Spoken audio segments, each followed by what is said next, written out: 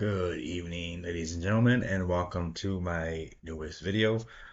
Today we're going to be doing a little music content. As you recall, a couple weeks ago, I listened to and ranked all four Blackpink solo albums. If you didn't check that video out, feel free to. We're going to do something similar this week because I am going to be ranking all five albums from one of my currently most favorite bands that I love so much, The Warning. Yes. So what I did was I listened to all five of their albums in completion from beginning to end in chronological order. I did this past week while I was at work and everything. You know, it didn't take that long. Each one was probably like 30, 40 minutes at the most.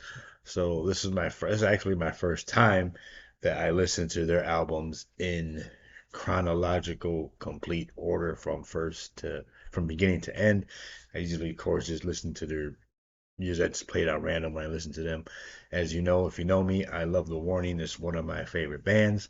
Um quick recap how I got into this band. A few maybe like I said like maybe like 5 years ago.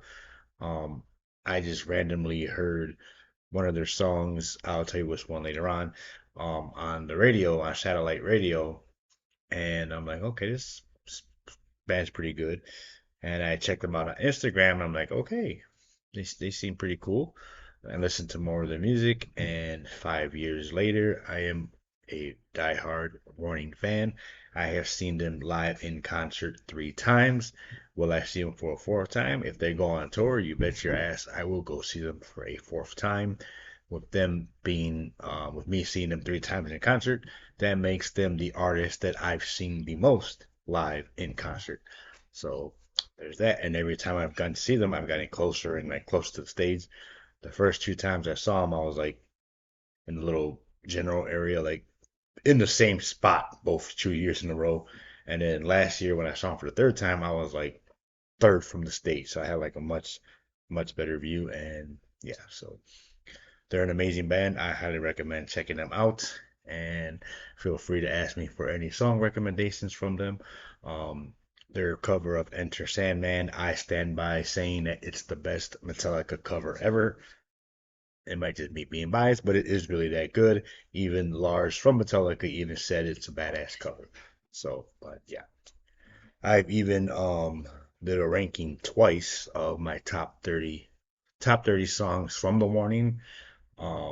I did it twice, like over my Snapchat and my Instagram, and then just a couple months ago, I actually went and ranked all 61 songs from this band. That's right, every single song that they've released, I ranked them all from favorite to least favorite. I'm not gonna say worst because they really don't have any bad songs, so I don't think they have a worst song. It's just probably one that's probably not my most favorite. So yeah, I also did that over my Snapchat and my Instagram. But yes, I did legit go and rank all 61 songs from this band. So yes.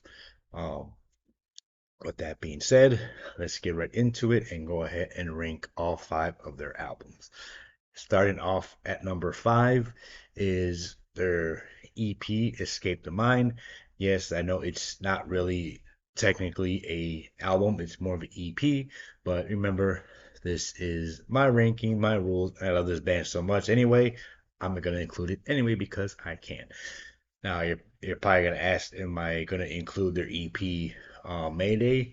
No, because pretty much the majority of those songs are on their album Error, so I'm not going to include that on here.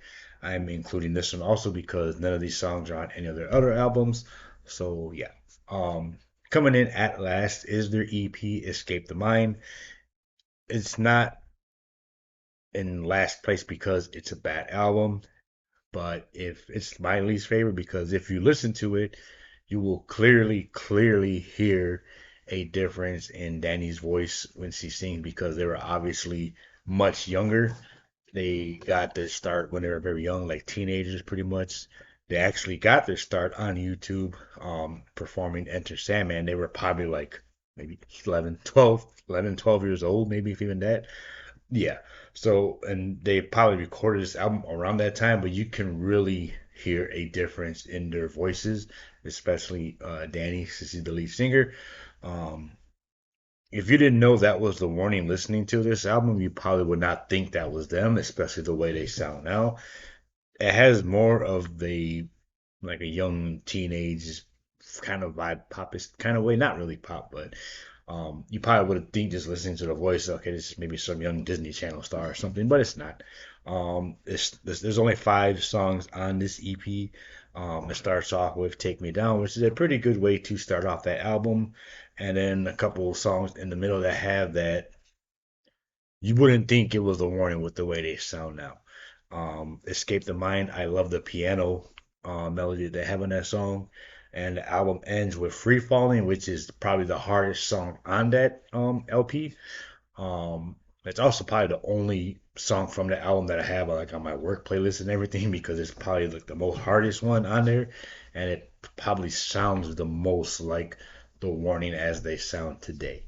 So again, it's not a bad album. It's just there's a huge difference just by the way they sound, the way they sing, the way they play. You can hear the difference. Like it's listening to one of the songs on this album to their most recent song just came out a couple months ago. It's like night and day. It's like completely different. So yeah, coming in at number 4 is their second studio album, Queen of the Murder Scene. Again, there's not really that many. There's no really they don't have no bad songs, at least not to me anyway. Um, I believe it's Queen of the Murder Scene is one of those albums that like kind of tells a story if you're listening to beginning from end. See, and I try to take that into consideration, but I also thought, okay, it kicks off with Dust to Dust, and it has an amazing bass line from Ali. But I really don't think that that was the perfect way to start off the album. See me like when I used to make like mix CDs and everything back in the day, I would like arrange them like pretty much like how like I said, if you know I'm a wrestling fan, I would arrange them pretty much like how I would arrange a wrestling card. Like you want something to kick off, like to start off with a bang and then keep that momentum for like the next 2 songs and then kind of cool down, or start off with like a huge bang and then cool down a little bit and then bring it back up, bring it back down, and then at the very end you have like a little cool down track, and then you have that main event. It's that very last song to blow you out the water. Like I said, Escape Queen of the Murder Scene doesn't have no bad songs on there. There are a lot of, I guess you can call them slow songs, which are like not as hard and heavy as most of their songs, because a lot of their songs, believe it or not, are actually like about heartbreak and everything. Which, yeah, I don't know what happened to these girls when they were younger, but yeah, they.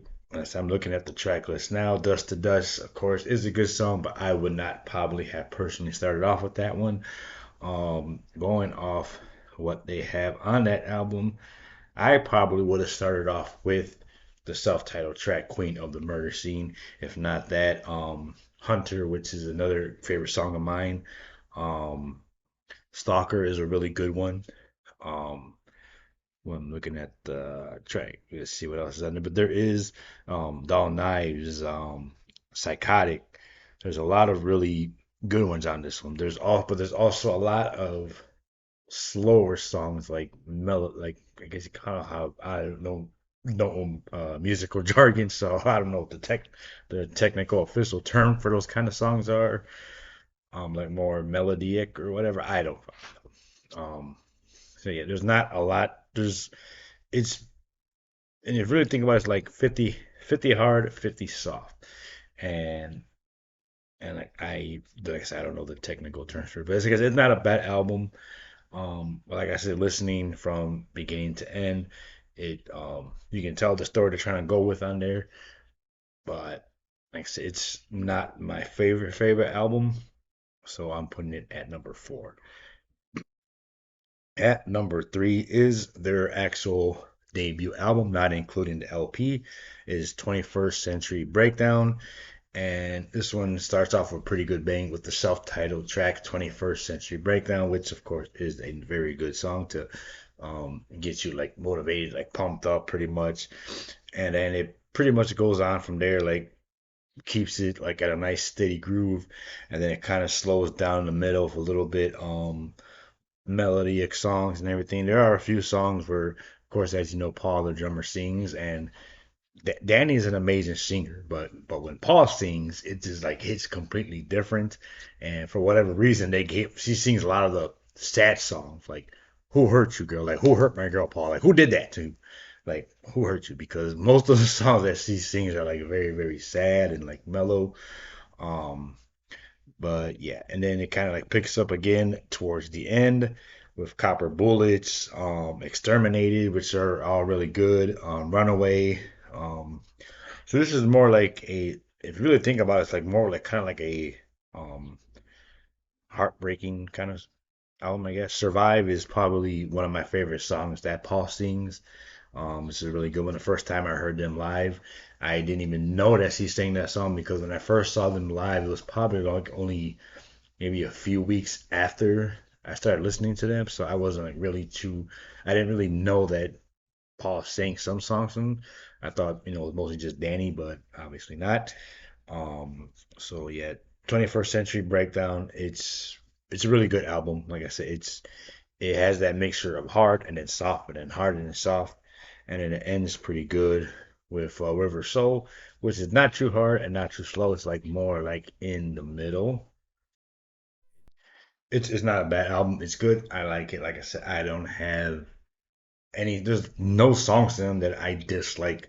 There are songs that I don't consider my favorite, but like I said, they don't have no bad songs. Trust me, go listen to them. Coming in at number two is Error, which is the album that introduced me to the Warning. Of course, the very first song I ever heard from them was Choke. And like I said, Danny's vocals are just simply amazing, especially on that one. Um, Error just like kicks it up as soon as it starts, and it keeps on going and going and going and going. Doesn't really slow down until like towards the end, and even then, it's still like it doesn't like really like like it still keeps going to that third gear pretty much. It kicks off with Disciple, which again starts off of another great bass line from Ali. Um, Choke is, like I said, it's the next album. That's the very first song that I've heard from them.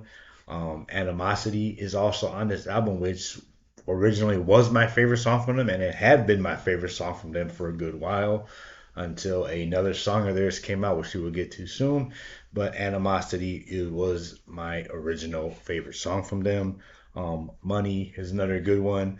Amar, Evolve, Error, Evolve, of course, with Paul Scream.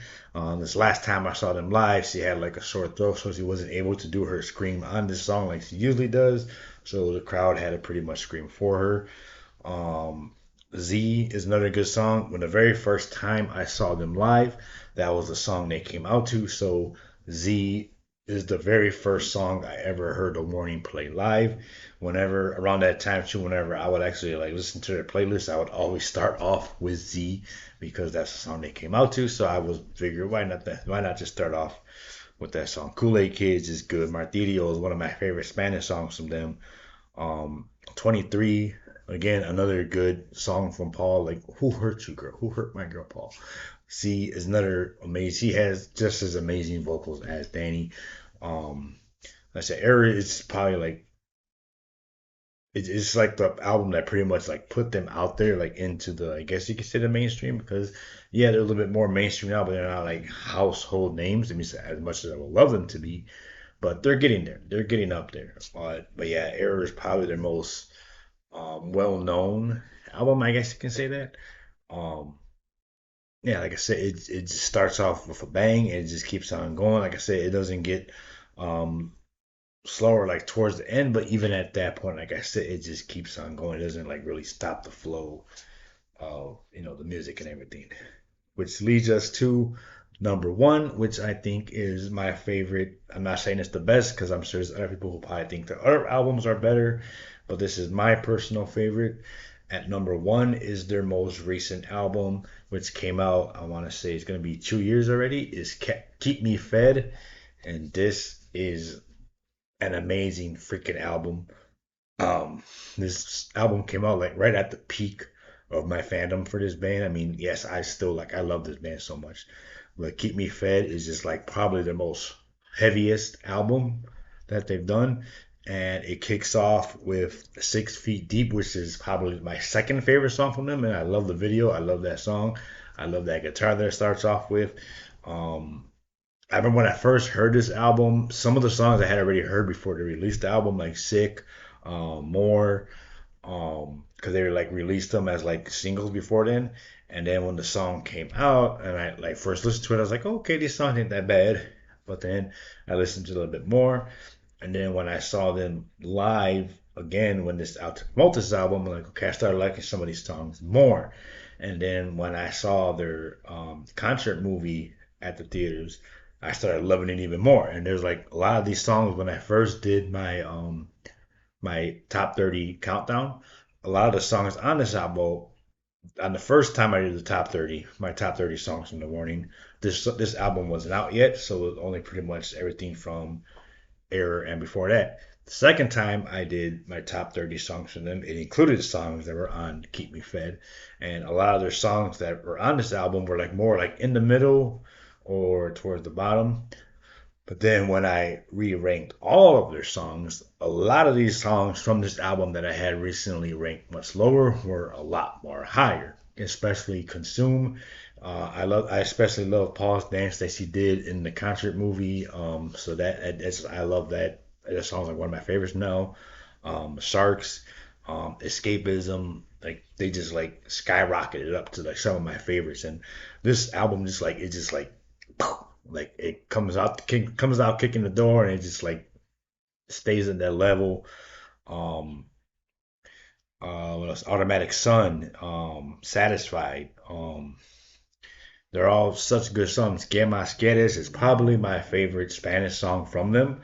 I love the video for that as well. It's probably my favorite piece of product placement with the Pepsi and everything, even though I don't even like Pepsi, but I think Ali made me want Pepsi after that video. Yeah. Um, so yeah. Of course, another one, Burnout, which to me I'll probably say to me is probably my least favorite song on the album. Like I don't know, like, I really want to love the song, but I don't know. There's something about it just doesn't like do it for me. So I mean, it's like probably my least favorite song on the album. Like I said, some people probably love that song better. I said, no, it's not bad. I don't know. I just couldn't really get behind it like as much as I thought it would. And of course, my favorite song on the album is my favorite song. My number one favorite song from the morning is Hell You Call a Dream. I remember when they did like a teaser for this song, like at least a whole year before this album even came out. They like teased it at one of their concerts, a preview of their new song. And just from that preview, I was like, holy shit, that song sounds amazing. And then when they finally released it as a single, I was like, Jesus freaking Christ. I freaking love that song. I love that song. Like I know the whole words by heart and I probably sing it very bad and very off key when I do sing it. The third time when I saw them last year, and they played that song, I ain't gonna lie, I got a little bit emotional because that was my first time hearing it live, and that was the number one song I was most looking forward to hearing live. And of course, they knocked it out of the park as always. And then again, when I saw it a few weeks later at their movie concert, their concert movie on the big screen, there was probably maybe like 6 people in the movie theater, which is a shame because, like I said, this band is amazing and they should have a much more bigger following. Yes, I was going in on that song in the movie theater. Yeah, I just that song's freaking amazing. I just Danny's vocals on there are just simply amazing. Her vocals are amazing regardless. But yeah, so there you have it. That is my complete ranking of all 5 of their albums. It looks like we might be getting a new album out pretty soon, as they have released a couple of new songs in the last couple of months. Love to Be Loved, Kerosene, which is really good, and it just released a new song, Ego, in Spanish, a couple days ago. I actually wanted to stay up because you know how, as you know, they usually artists release videos Friday, but it's usually really Thursday night, 11 o'clock here. So I was really looking forward to hearing that song at 11 o'clock at night. I stood up. I was like, I had work the next morning. I didn't care. I stood up waiting for that song to play. And then 11 o'clock hits. I'm like, why is this song not playing? Is there like a error or something? See what I did there? Um, and then I realized that the song wasn't debuting to the next day. So I pretty much stood up waiting for nothing. I just barely finally heard the song today because I didn't get a chance to on Friday or this past weekend, and I didn't want to watch it on my phone. I wanted to watch it on the big screen here at home, and I did, and I love it. Another amazing banger from these girls. They're amazing, all three of them. Danny, Paul, Allie, they're simply amazing. Definitely, definitely check them out. Like I said, if you know me, you know how much I love this band, like with all my heart. Um, yeah, they're just three sisters from Monterrey, Mexico, who have came and knocked the rock music genre on its ass because they're freaking amazing. So yeah, I highly recommend checking them out if you haven't. Uh, yeah, you don't know what if you love good rock music, if you love good rock music led with female vocals, you will love The Warning. Trust me, you will not be disappointed. If you are, feel free to give me an essay on why you are. But yeah, so again, quick recap. Ranking of their albums. At number 5 was their LP Escape the Mind. Number 4 was Queen of the Murder Scene. Number 3 was 21st Century Breakdown. Number 2 was Error. And number 1 was Keep Me Fed. Of course, there might be a little bit recency bias with that, but I thought about that. But then when I listened to all these songs, like I said, in chronological order, I legit thought Error would be number 1, but Keep Me Fed, it's like blew it out the water, and it's just great from beginning to end. There's no like downer tracks on there or nothing, and I'm really looking forward to if they do release a new album pretty soon, and if they go on tour, you bet your ass I will be there for a fourth time, and I will try to get closer, like front row, hopefully. So yeah, so I hope you enjoyed that. Like I said, this is actually my second time that I've actually listened to and ranked a artist's complete discography. Like I said, I did it a couple weeks ago with um, I ranked all four solo albums from all four Blackpink members. Uh, this is my next one, well, the one I just did, and I actually have a couple more artists that are my favorites that I do plan on doing the same thing, listening to their complete discography and ranking them. Spoiler alert, the next one I do plan on doing is my favorite singer, Demi Lovato. I'm actually looking forward to, I'll probably do that this Saturday again at work because Saturdays I get the whole place to myself so I can pretty much listen to whatever the hell I want. So yeah, that'll probably be my assignment for myself on Saturday. So yeah, until then, I hope you enjoyed the video. Again, if you haven't listened to The Warning, please definitely check them out. Highly recommend it. You will not be disappointed, I promise you.